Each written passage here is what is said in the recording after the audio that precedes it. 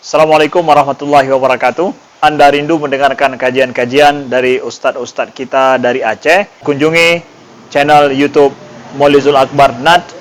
Subscribe, like, share, komen.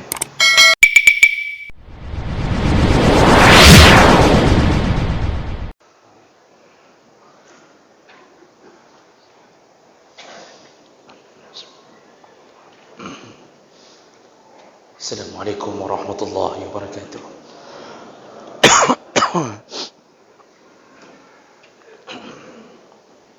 Alhamdulillahi rabbil alamin. Hamdan katsiran tayyiban mubarakan fi. Asyhadu an la ilaha illallah wahdahu la syarika lah. Wa asyhadu anna Muhammadan 'abduhu wa rasuluhul karim. Allahumma shalli wa sallim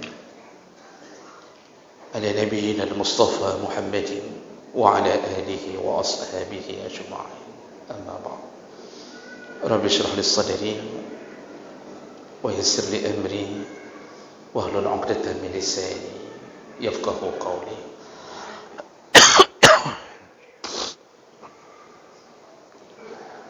Segala puji bagi Allah, kemudian salawat dan salam kepada Rasulullah, pada keluarga dan seluruh sahabat-sahabatnya. Bapak-bapak dan ibu-ibu, jamaah salat maghrib dan isya yang Allah muliakan insyaAllah. Setelah kita membahas tentang fadilah iman yang Allah titipkan pada kita, malam ini kita akan masuk ke dalam judul yang masih berbicara seputar masalah keimanan atau rukun-rukun iman. Malam ini kita akan bahas tentang fadilah kalimah tauhid la ilaha illallah.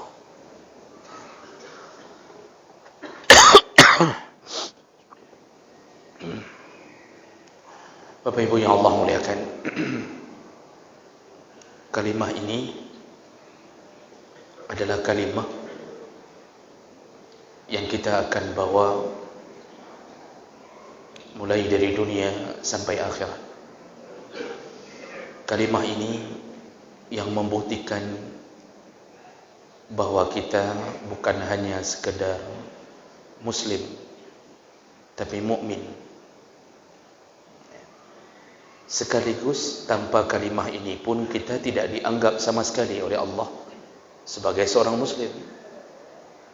Yang sudah muslim untuk meningkatkan diri menjadi mukmin dengan kalimah ini. Tapi tanpa kalimah ini sama sekali pun semua amal kita tidak dianggap oleh Allah. Karena salah satu bukti bahwa kita telah menyerahkan diri kepada Allah adalah dengan syahadatain, yaitu asyhadu an la ilaha illallah wa asyhadu anna Muhammadar Rasulullah.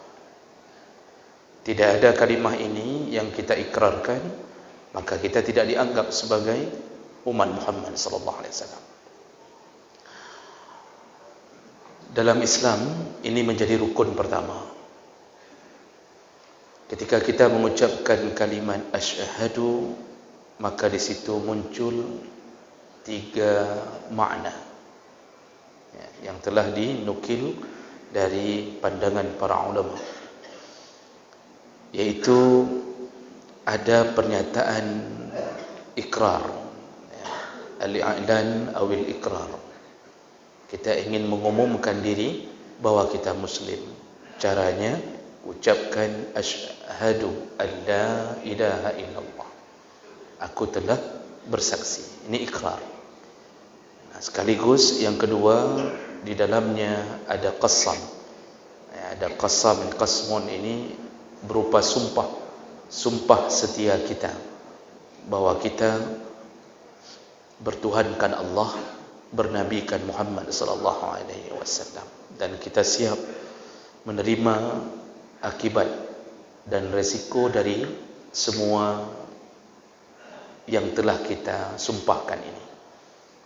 Artinya dengan menyatakan diri bahwa kita berada di dalam lindungan Allah dan kita menyatakan diri bahwa kita umat Muhammad, maka dimulailah proses yang Allah berikan berbagai cara untuk menguji kita agar layak masuk surga atau tidak. Berarti harus siap nanggung resiko. Buahnya adalah surga. Menuju ke surga ini yang penuh dengan onak dan duri.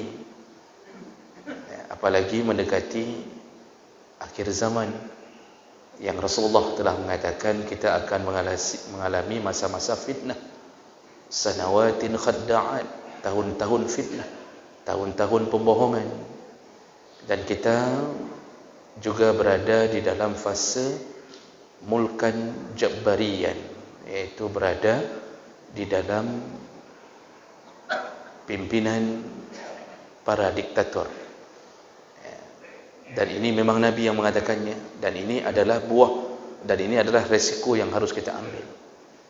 Bertahan, dapatkan hasilnya. Tidak mampu bertahan, maka kita akan kalah sebelum menuju ke pintu gerbang surga Allah SWT. Sekaligus dalam kalimat asyhadu itu muncul al-wa'du, iaitu muncul janji. Janji bahawa kita akan taat apapun yang Allah perintahkan, yang telah kita tadi mengatakan sumpah setia kepadanya, dan kita akan taat kepada semua permintaan Nabi SAW. Jadi ini kalimat asyhadu ini bukan hanya kalimat biasa, satu kalimat, tapi harus siap menanggung semua perintah, siap meninggalkan semua larangan, dan siap untuk masuk ke dalam janji-janji Allah yang bahagia, walaupun melalui jalan-jalan yang penuh dengan aral melintang. Dan kalimah la ilaha illallah, kalimah ini ada dua rukun di dalamnya. Yang pertama disebut dengan nafi, yang kedua disebut dengan isbat. Jadi begitu mendengarkan atau mengucapkan kalimah la ilaha illallah, maka perkara pertama adalah menafikan, yaitu meniadakan. Jadi ketika kalimah la ilaha, tiada satu pun ilah, tiada satu pun Tuhan yang berhak disembah.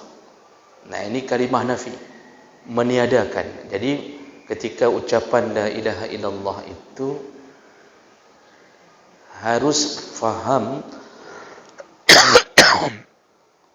bahawa berikrar dengan kalimah itu berarti kita telah berjanji tiada sembahan apapun, la ilaha, tidak ada satu Tuhan pun yang berhak disembah. Tidak ada Tuhan-Tuhan manapun. Dan tentu yang dimaksud adalah Tuhan-Tuhan selain daripada Allah. Itu harus ditiadakan dari hati, baru dapat maksud kalimat la ilaha illallah. Jadi ini bukan hanya sekadar lafaz. Jadi ini begitu mendalam. Namun secara ringkas ingin kita jelaskan, kita ini masih ada kadang-kadang di dalam hati, walaupun mulut kita mengatakan tiada Tuhan selain Allah, tapi dalam hati kita kadang-kadang masih punya Tuhan-Tuhan selain Allah. Ini yang kita kadang-kadang belum sampai pada peniadaan tadi. Ada kalanya kita bahkan dalam berbuat baik pun kita masih mengharapkan pujian dari Tuhan selain Allah. Jadi banyak sekali Tuhan-Tuhan yang harus kita singkirkan dari hati. Ketika kita berinfak di masjid, bersedekah, sudah bersihkah hati kita dari harapan untuk mendapatkan pujian? Sudah berusahakah kita untuk memurnikan sedekah kita benar-benar hanya untuk Allah SWT? Atau kita masih sekali-sekali mencoba memperdengarkannya kepada Tuhan selain Allah. Kadang-kadang ada orang yang menuhankan pujian. Jadi Tuhannya adalah pujian. Jadi dia paling senang kalau dipuji.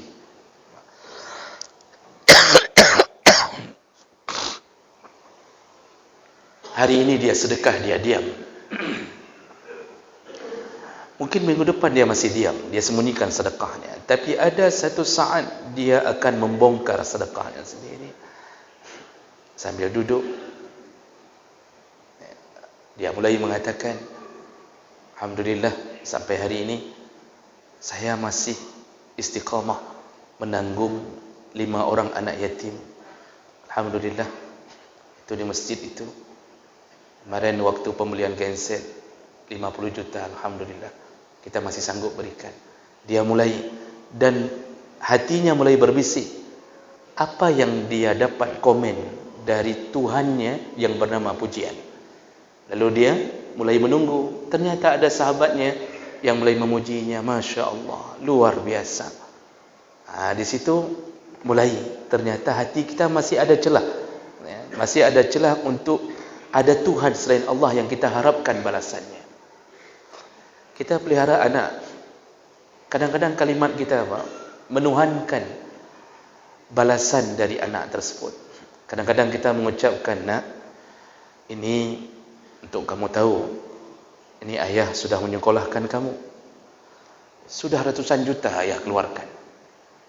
Nanti kalau kamu sudah besar, jangan lupakan ayah. Kalau kamu sudah jadi orang, jadi waktu dinasihati itu dia belum orang. Ya.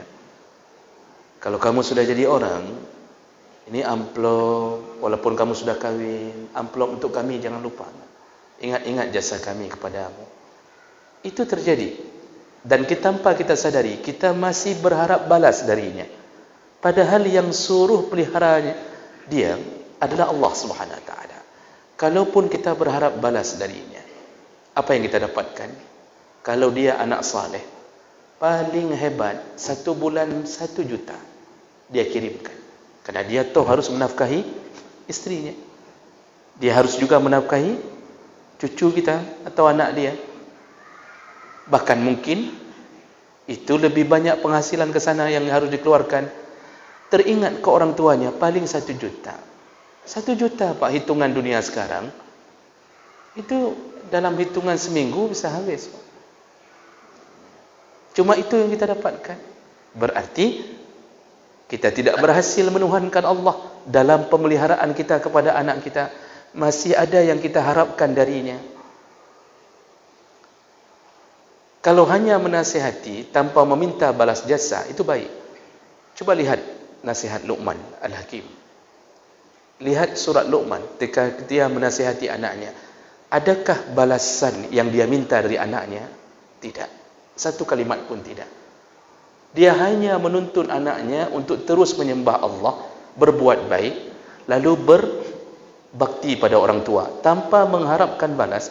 Karena berbakti pada orang tua itu pun tujuannya agar anak ini masuk surga.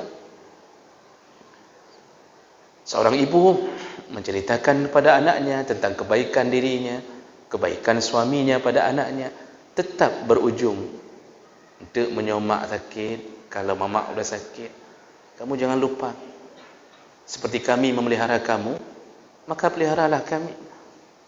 Nah, itu harapan-harapan itu ternyata belum bisa kita bersihkan dari hati kita.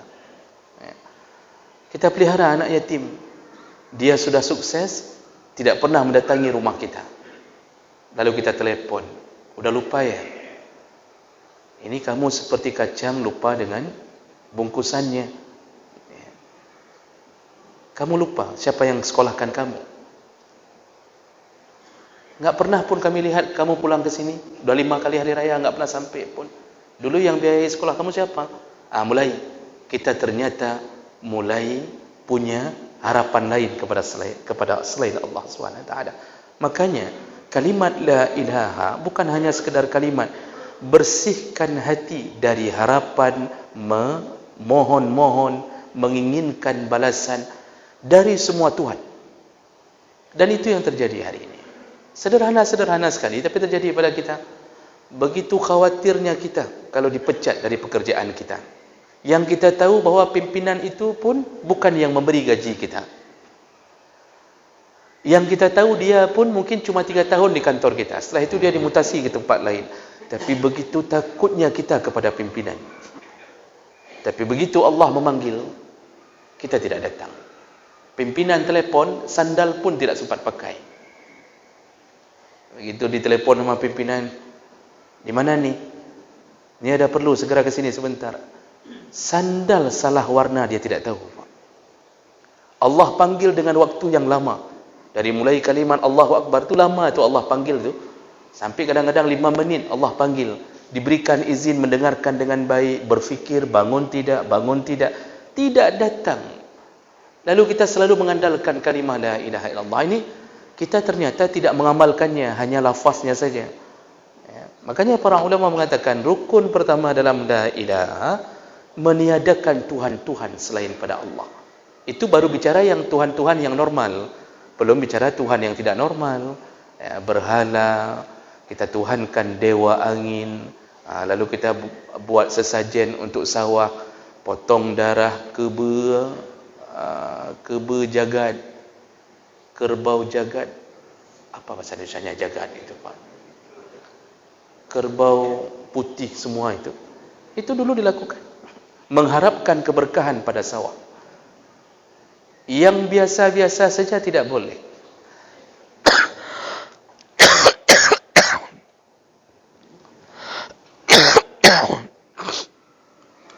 Sering sekali ketika kita jatuh ke dalam cinta buta kepada seorang perempuan mungkin, lalu kita habiskan waktu, pikiran, energi, bahkan harta kita untuk dia. Terucap kalimat hanya engkaulah. Kalimat hanya engkaulah ini kan kalimat syirik sebenarnya. Bagaimana kita mengatakan hanya engkaulah, satu-satunya yang ada di dalam hatiku? Engkaulah rembulan, engkaulah bintang, engkaulah. Ini kan kalimat monyet semua. Tapi kita sering ucapkan itu. Kalau untuk isteri pun, itu memujinya sunnah. Memuji-muji isteri sunnah. Tapi mengatakan bahawa isterilah satu-satunya harapan hidup kita, itu bahkan jatuh ke dalam kesyirikan. Tapi itu terjadi. Hidup kita dalam pikiran hanya isteri dan anak. Itu pun masuk dalam kalimah, kita belum mengamalkan la ilaha. Bang, kita mau abang keluar cari nafkah untuk apa, bang? Dijawab, ya untuk isteri dan anak lah. Ternyata ada Tuhan yang dia keluar dari rumahnya, dia berharap untuk mencari sesuatu demi Tuhan isteri dan Tuhan anak. Orang alim yang paham la ilaha itu tidak akan mengatakan itu. Aku mencari nafkah karena Allah yang menyuruhnya. Allah yang mengatakan wa'ashiruhunna bil ma'ruf, berbaiklah engkau dengan isteri-isterimu. Salah satu cara berbaik adalah carilah nafkah. Nabi yang mengatakan setiap nafkah yang kita cari, satu langkah dinaikkan derajat, dihapuskan kesalahan, satu suap yang kita bawa pulang dimakan oleh isteri, berbuah pahala. Itu fadilahnya, itu pahalanya. Yang tujuan keluar siapa suruh? Allah Subhanahu wa taala. Maka kan Pak, beda orang yang hidupnya rajin cari nafkah tapi lupa dia melakukannya seharusnya karena disuruh oleh Allah, bukan karena ingin hanya menghidupkan isteri dan anaknya. Jadi kalimah ini dulu yang perlu difahami, menafikan semua Tuhan selain Allah. Tidak boleh ada sedikit pun sebenarnya, walaupun nanti dibisikkan syaitan, tergores. Ketika tergores, kembalikan. Ini kita sedekah untuk masjid untuk siapa? Untuk Allah Subhanahu wa taala. Kita datang ke sini untuk berjamaah untuk siapa? Untuk Allah Subhanahu wa taala. Makanya kadang-kadang ada orang datang bukan untuk Allah. Dia datang karena tidak enak dengan sahabatnya yang sudah WA terus-terusan, kena mana, sudah lama enggak nampak, ya, kok enggak ke masjid lagi. Ini bisikan-bisikan ini itu harus dilawan dengan ilmu, Pak. Kita ini datang karena Allah. Kita ikut pengajian karena Allah. Kita berada di sini karena Allah. Itu maksud kalimat la ilaha. Jangan ada Tuhan lain selain daripada Allah Subhanahu wa taala. Jangan harap apapun dari manusia. Jangan harap, pujian pun jangan harap. Dipuji terserah, tidak dipuji pun kita tetap melakukannya. Kan kalau kita fikir sederhana, masa enggak boleh berharap pujian? Pujian itulah yang mengganggu ketauhidan kita. Cukuplah Allah. Cukuplah Allah yang membalas. Karena balasan Allah itu tidak setimpal dengan permohonan kita. Balasan manusia bahkan tidak sampai seperti keinginan kita. Balasan Allah tidak setimpal. Seharusnya Allah kalau mau balas, yang cocok-cocok saja. Ya, sekali lakukan perbuatan, 10 kali lipat itu sudah bagus sekali. Tapi tidak, Allah bisa balas langsung dengan surganya. Maka berharaplah dari Allah. Setelah menafikan Tuhan selain Allah ini dapat, baru disuruh isbat. Masukkan kemudian, menetapkan kalau tiada boleh Tuhan selain Allah yang ada, maka siapakah satu-satunya yang boleh ada? Illallah. Satu-satunya yang berhak menjadi sumber kita berfikir, kita beramal, kita beriman, kita sembah, kita habiskan segala daya dan upaya hanya Allah, hanya Allah dalam segala lini kehidupan. Ini baru dapat, Pak. Ini maksud nanti, kalau kita nanti fadilahnya akan panjang, itu baru dapat itu orang yang dimaksud masuk surga ketika mengucapkan la ilaha illallah. Jadi ini bukan ucapan biasa, ucapan iman. Jadi dalam hatinya benar-benar dia merasa selama ini dia hidup untuk siapa, maka dia kembali kepada siapa. Orang yang sudah masuk ke dalam kalimah hanya Allah yang berhak dia sembah, dia lakukan apapun, dia harapkan pujian,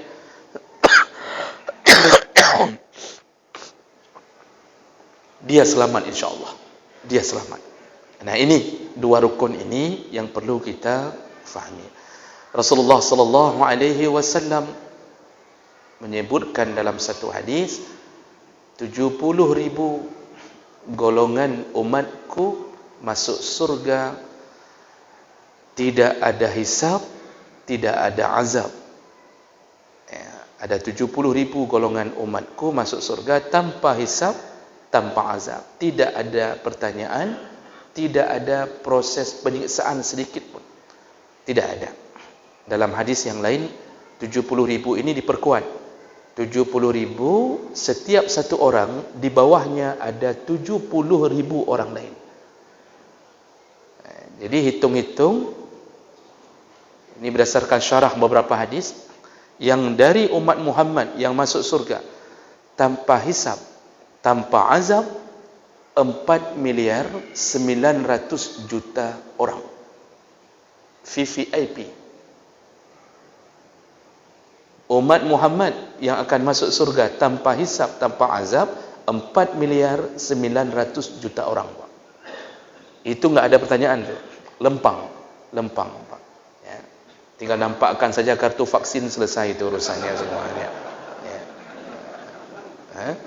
Kira-kira begitulah ceritanya. Siapa mereka?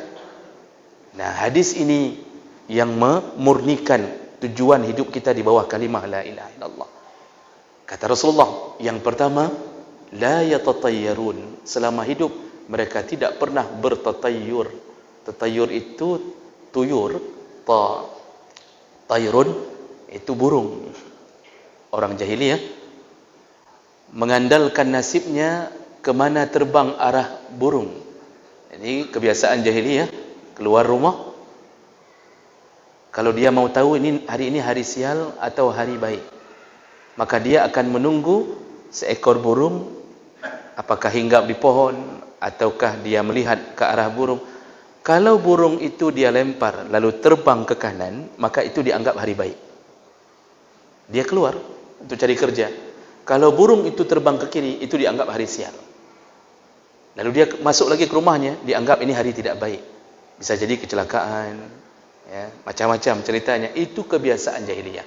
Rasulullah mengatakan yang bersih dari sifat itu sifat pertama yang akan masuk ke dalam 70.000 golongan tadi. 4 miliar 900 juta orang tadi.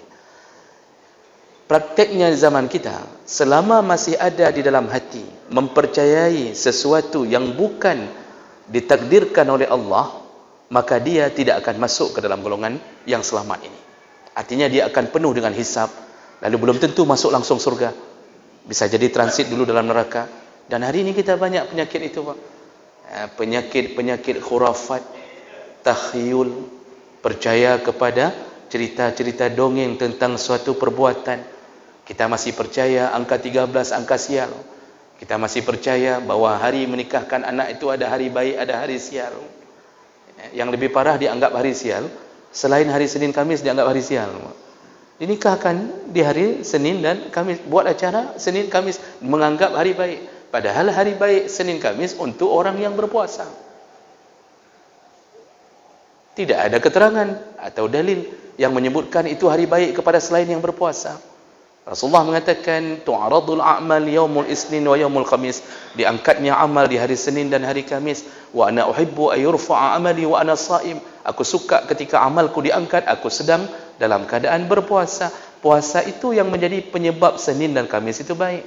Kita lewati hari Senin biasa saja, itu hari biasa, semua hari baik, tapi tidak ada amal khusus yang kita lakukan di hari Senin. Tidak ada keterangan disuruh buat walimah di hari itu. Kenapa hari ini berlomba-lomba buat walimah di hari Senin dan Kamis? Yang sudah buat ya sudahlah. Ya. Kalau bisa anak kedua, cari hari lain, Pak. Ya. Karena kalau hari Senin Kamis pertama memang orang yang berpuasa terpaksa datang. Dia memilih antara menyambung puasa atau tidak menyambung, tergantung menu. Ya. Kan begitu ceritanya. Ini kan kita manusia ceritanya. Itu mengganggu, walaupun tidak dianggap mengganggu dalam syariat. Kenapa enggak cari hari aman? Sabtu Minggu itu aman, buat saja Sabtu Minggu. Kenapa harus Senin Kamis? Kalau mau lebih aman lagi, buat hari Jumat. Sedekah di hari Jumat pahalanya 2 kali lipat. Kenapa tidak ada yang berani membuat terobosan? Undang semua jemaah masjid setelah pulang Jumat makan ke rumah saya. Kami siap, tapi tunggu jadual khutbah saya di sini. Behanalung pula mulai begini makanya nampak. Nah, itu Masya Allah hari baik, itu hari baik kalau Jumat, jelas hadisnya. Jadi semua hari baik, tapi fadilah per hari ada yang Allah lebihkan. Bahkan dalam kitab Fiqh Islami wa Adillah itu saya baca, salah satu nasihat dari sahabat, buatlah akad nikah di hari Jumat. Bertemunya 2 waktu yang istijabah. Paling bagus hari Jumat ba'dal asar akad nikah. Hari istijabah doa, waktu istijabah doa. Setiap kalimat yang keluar dari pengunjung mendoakan, insya-Allah keluarga bahagia, sejahtera, insya-Allah. Semua sedekah di hari Jumat dihitung 2 kali lipat. Kenapa tidak buat itu? Nah, jadi jemaah melaka Allah, jangan ada sedikit pun sifat menggantungkan pada benda. Orang merasa hebat dengan ilmu kebal, padahal ilmu kebal itu salah satu ilmu yang berbahaya, Pak, dari sisi ketauhidan. Ya, mengamalkan kalimah-kalimah tertentu itu bisa jatuh ke sihir bahkan. Karena karamah itu tidak bisa dituntut. Ada orang yang mengatakan karamah, karamah itu nggak bisa dituntut. Karamah itu datang dengan izin Allah. Setelah Allah melihat walinya ini layak untuk ditolong di waktu tertentu. Jadi bukan dengan melafazkan kalimat-kalimat tertentu menjadi karamah, jalan di atas air. Tukang sihir pun bisa melakukan itu. Nah, jadi jemaah melaka Allah, orang yang selamat pertama ternyata urusannya adalah tidak ada Tuhan selain Allah. Mau hujan tidak hujan, tetap urusannya dengan Allah. Jangan undang pawang hujan untuk melemparkan celana dalam ke atas seng ketika walimah mau dibuat. Ya. Jangan buat macam-macam, Pak. Ya. Jangan merasa ada sesuatu ya, yang kita jadikan amal kecuali hanya berpulang kepada Allah. Nabi Ibrahim alaihissalam ketika dilemparkan ke dalam api, apa kalimatnya? Hasbunallah. Dalam riwayat lain, hasbiyallah wa ni'mal wakil. Hanya Allah sebagai pelindung dan cukuplah Allah. Ya. Jadi kita ini semua urusan ya seharusnya jangan pulangkan ke primbon. Ya. Nanti ada yang buka kitab-kitab yang hampir-hampir bau sihir, Pak. Ya, itu ada tulisan-tulisan huruf abjad. Lalu kita ditanya nama mama. Ya, kayak petugas bank nanya, nama mama siapa? Lalu ditebak umur kita sekian, jodoh kita perempuan. Ya memanglah jodoh kita perempuan. Ya. Itu jangan bermain dengan itu. Bersihkan hati dari tatayur. Nah, itu orang pertama. Sifat pertama. Sifat kedua kata Rasulullah, la yarqun wa la yastarqun. Tidak pernah meru'yah dan tidak pernah meminta untuk diru'yah. Tidak pernah meru'yah dan tidak pernah minta untuk diru'yah. Nah, ini perlu difokuskan. Aneh, kenapa bisa ru'yah jadi masalah?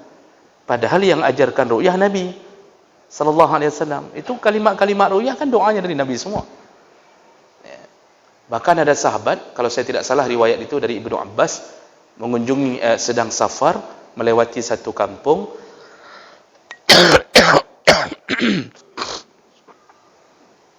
Kepala sukunya baru digigit oleh kalajengking, bengkak kakinya. Ketika orang kampung tahu sahabat Nabi yang lewat, di stop. Lalu mereka memohon, tolong sembuhkan kepala suku kami. Ya, sudah berhari-hari kakinya bengkak. Ibnu Abbas, kalau saya tidak salah Ibnu Abbas, Pak, nanti coba cek lagi hadisnya. Datang, kemudian membacakan Al-Fatihah. Dihembus ke kaki yang bengkak tersebut. Tidak lama, langsung kaki itu, Pak,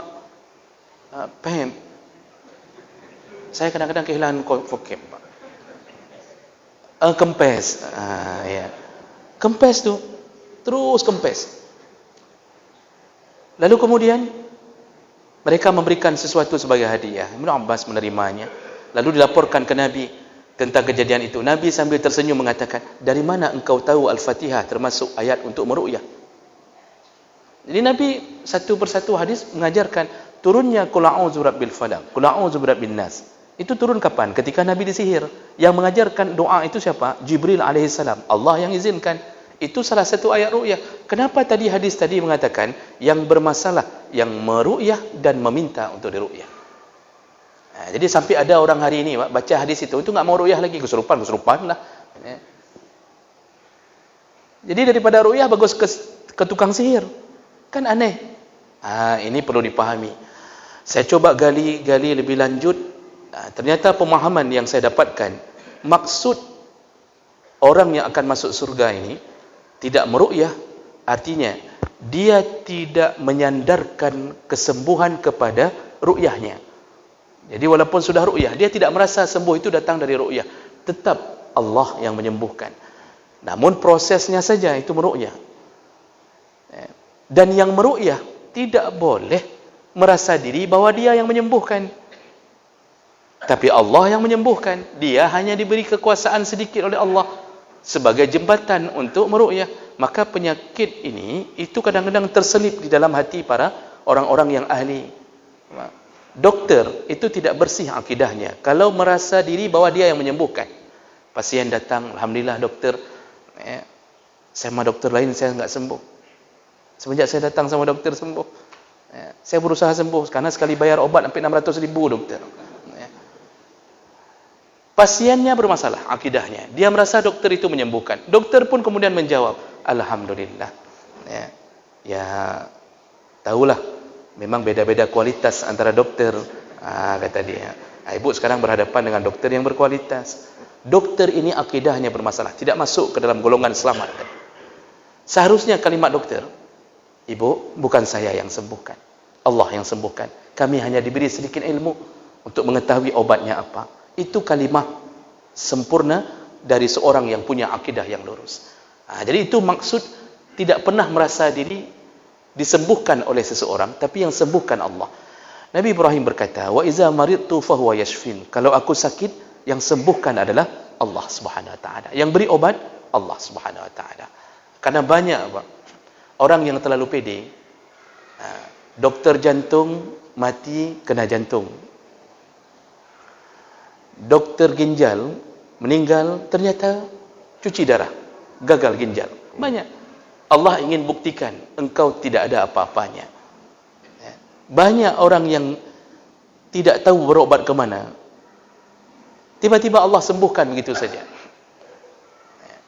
Ada orang yang terkena batu ginjal, sembuhkan begitu saja. Dia terus beribadah kepada Allah, mungkin tidak mampu pun datang ke doktor. Ada satu saat disembuhkan Allah, tiba-tiba keluarlah segala-galanya dari urinnya. Keluar batu, keluar wang korupsi, keluar wang kredit di situ. Ini akan ada tak desya maka lagi ni. Nah, ini orang kedua, Pak. Ternyata ujungnya tauhid juga. Orang ketiga yang selamat di akhirat. Tidak ada pertanyaan, tidak ada azab sedikit pun, yaitu wa ala rabbihim yatawakkalun. Semua hidupnya dia serahkan, dia tawakalkan kepada Allah. Mau senang, mau susah, tetap Allah yang jadi tempat sandarannya. Mau hartanya hilang atau Allah berikan harta lebih banyak, tetap Allah dia pulangkan seluruh kehidupannya. Jadi tawakal ke Allah itu tinggi. Dia kerja mencari nafkah, tapi tidak pernah berfikir bahawa nafkah itu dia yang mencari. Semua kejadian dia serahkan urusan kepada Allah. Tidak ada rasa takut, tidak ada rasa gelisah, tidak ada keraguan-raguan. Kalau dia harus pergi ke satu tempat, dia tidak merasa bahawa bagaimana kejadiannya nanti, kalau begini, tidak. Semua dilakukan tawakal kepada Allah. Maka coba lihat sejarahnya orang-orang saleh. Itu berjalan dari satu tempat ke tempat lain.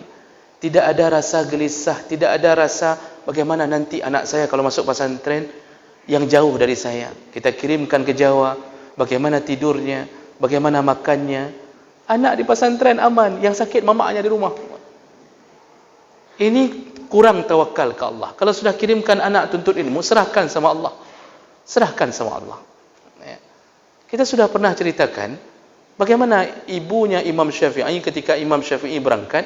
Imam Syafi'i mengatakan, ibu engkau tinggal sendiri, aku tidak akan pergi. Kata ibunya, pergilah nak, dan jangan pulang. Jangan pulang sampai engkau dikenal sebagai orang alim. Ibu mengatakan jangan pulang. Ibu hari ini kawa benar, 2 minggu 3 kawa ber. Subhanallah. Selamatlah orang yang tawakal dan orang yang melimpahkan urusannya kepada Allah Subhanahu Wa Taala. InsyaAllah minggu yang akan datang kita mulai masuk ke dalam fadilah-fadilah kalimah-kalimah tersebut. Subhanakallahumma bihamdik, asyhadu an la ilaha illa anta, astaghfiruka wa atubu ilaik. Wassalamualaikum warahmatullahi wabarakatuh.